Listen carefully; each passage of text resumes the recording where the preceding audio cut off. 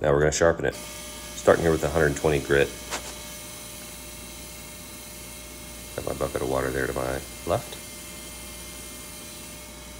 Can't express how important it is to keep that edge cool while you're sharpening, especially if you've got a fast moving belt like that. You will ruin the temper quicker than you expect to.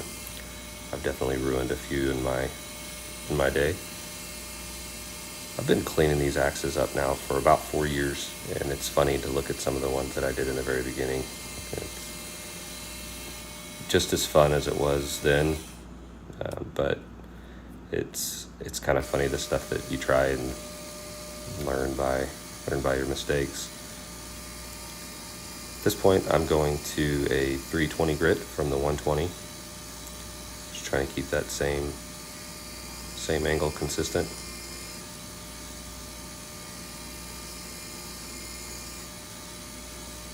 I don't go more than one back and forth pass without putting it in water to cool that thing off. It's crucial. At this point, I'm going to an 800 grit, trying to find the right belt.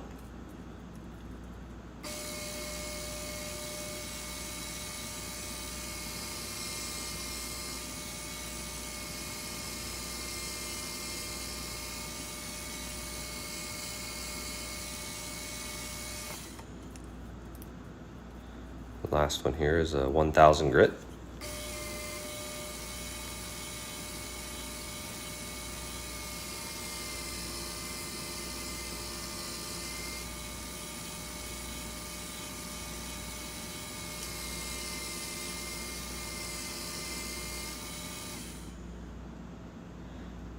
Now it's got a pretty nice shine on there, pretty sharp. You can feel the burr. Got some blue compound. I put it on the buffing wheel here. First two go-bys here, real hard presses, and I'm really not pressing on the edge. It's mostly just above the edge.